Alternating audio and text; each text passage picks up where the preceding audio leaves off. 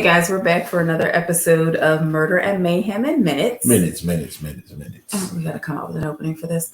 And this week we are going to be discussing the case of the Scottsboro Boys. You know about the Scottsboro? You don't like my opening? No, I don't.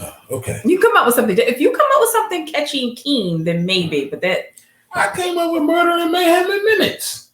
Look, now come up with a theme. Come up with a theme song. Do that. I gotta do everything. All right. Okay. Yeah, you do gotta do everything. Oh, by the way, I'm Tara. I'm Goose. Get right, in case y'all didn't know. It's head at the bottom of the screen. It does, but can the viewers see that? Mm-hmm. Exactly. So, like I said, the case we're doing this week, we're discussing the Scottsboro Boys. Do you know about the Scottsboro Boys? Nah, I don't know much about the Scottsboro Boys. Okay. So the case of the Scottsboro Boys provides an unforgettable window into the South's brutal system of justice and how it failed Black Americans. And continues to fail Black Americans. To this day. That's correct. So in 1931, the ACLU released its Black Justice Report. It was a slender pamphlet that explored the contradiction between the promises of the American Constitution and the galling limitations put upon Black Americans. It criticized laws and policies barring Black people from enjoying a decent education, a fair wage, trial by their peers, the right to vote, and the right to marry outside their race. That sounds like 2021 to me. Yeah, it definitely does. So I don't know. We'll see. Astonishingly blunt for the era, the report was a clear reflection of the ACLU Executive Director Roger Baldwin's intent to expand the ACLU's agenda. And as was the ACLU's deep involvement in one of the most explosive legal dramas of the day, which bluntly illustrated the grave mistreatment of Black Americans by the criminal justice system, and particularly the Jim Crow system of the South. So the drama here revolves around 9 Black youths who would become known as the Scottsboro Boys. And this is their story. Very sad story. So one of the most interesting, crazy, incredible cases of American jurisprudence deals with what happened in Scottsboro, Alabama in 1931. Alabama in 1931. Right. And then, right. So in order to understand, you have to understand the context of the Great Depression. So you have people riding the rails, looking for work, riding into towns to try to find work wherever they could. You have 9 Black teenagers who get into a fight on a train with a couple of white guys. The train stops in Scottsboro, Alabama, because this fight has broken out and they're being put off the train. So the white guys get off the train. Then the Black guys get off the train. And then 2 white women get off the train. And at this point, the townsfolk begin looking around suspiciously because you have Black guys and white women in Alabama in the early 1930s. So the women are Victoria Price and Ruby Bates. They get off the train and immediately they yell rape. They say that these 9 Black teenagers raped them. Immediately, the townsfolk take the 9 kids and haul them off to jail. Okay. There's a 1-day trial, a 1-day trial for these 9 kids that range in age from like 12 or 13 to 17. And at this point, they're known as the Scottsboro Boys. So in the trial, Victoria Price described a horrific rape. Well, the problem was the doctor who had examined these women said that there was no evidence of rape. There's no evidence of rape here. But he did not testify that there was no evidence of rape. But it was clear that he knew that there was no evidence of rape. And he told folks that there was no evidence of rape. Again, these 9 Black teenagers were convicted of rape, which was an executable offense in the 1930s. And in their one-day trial, 8 of them were sentenced to die in the electric chair. The youngest was sentenced to life in prison in an Alabama prison. A 12-year-old sentenced to life in prison in an Alabama prison in 1931. Juvenile lifer. Disgusting. So now there are multiple problems with this story. Number 1, Ruby Bates, one of the women who yelled rape, recanted. She recanted and said that it didn't happen. But let me tell you what really happened. They're prostitutes. They admitted to being prostitutes. And the Mann Act, the federal Mann Act, says that you cannot cross state lines for immoral purposes. And since they crossed out of Tennessee and into Alabama, they were afraid that they might get brought up on federal charges.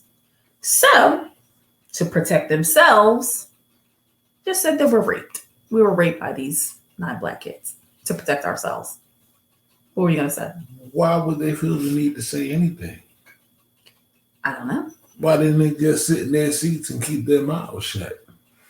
Good question. I'm sure that that's something only Victoria and Ruby could answer for you. Why did Emmett Till's accuser accuse him of doing what he allegedly did? So, self-preservation for these 2 ladies, and I say that loosely. Another problem was the first Communist Party's legal wing hopped in and took up the case to the Supreme Court to try to protect the Scottsboro Boys. Then the NAACP hopped in while a major Supreme Court decision was the Poe versus Alabama. That decision actually came after this. But now think about this. You're on trial for your very life for a crime that never happened. You have court-appointed attorneys, one of whom was the town drunk. Right. And at the time, I believe they said that his blood alcohol level was 0.2. So he was lit. The other attorney in this capital case is probably in the 4th stages of senility. So these are your attorneys. Right. So the Supreme Court in the 1930s said, this is too much for us. So they remanded the case. They remanded the case and kicked it back down to Alabama and said, you've got to retry these fellas. This is not right. So what happens now is they've got a real legal team. Finally, the Scottsboro Boys have a real legal team. And they begin to construct a case. They look at the train and they find out that the Scottsboro Boys were not even in the same car as the 2 women. So how can a rape have happened if these guys were not even in the same car as Ruby and Victoria? But once again, they're convicted of this rape. So the case goes back to the Supreme Court, okay? Goes back to the Supreme Court. And there are many egregious constitutional errors in this case. So by the time the Scottsboro case is said and done, and eventually they start getting out of prison, they're being let out one by one. It took 18 years for the last Scottsboro boy to be released from prison. 18 years. Imagine being in prison, in an Alabama prison. You're 17 years old. When you get out, you're 35 years old. And this is for a crime that never happened. A crime where one of the women recanted. A crime where the evidence demonstrates you could not have done this thing. This is what you call an egregious wrong. Guilty because of your melanin. Guilty because of your skin color. But while these kids are locked up, a couple of them did manage to escape from an Alabama chain gang. Okay, picture this: you escape from an Alabama chain gang, and you make it all the way to Michigan. Wait, Alabama chain gang. Where was Life? Martin and that was down south somewhere. It was somewhere in the south. I think it might have been Mississippi. I can't remember. But that's the picture. That's what your picture. Yeah. Alabama. Yeah. Okay. Mm-hmm. So they make it into Michigan. That's a hike. It is. Michigan refused Alabama's request to extradite the convicted felons back to Alabama, because even Michigan was like, this is just wrong. We're not sending them back to you because the conviction should not have been held. Right. The last Scottsboro boy was pardoned by Governor George Wallace sometime in the 1980s. So imagine again, basically living in the shadows for almost 40 or 50 years because of something that never happened, the charge of rape. So yeah. And that charge. Yep. The Scottsboro Boys case speaks to much in the criminal justice system, but what you also get is a series of Supreme Court decisions dealing with the right to competent counsel, which the first trial they did not have, the right to have a jury that is truly, really and truly a jury of your peers.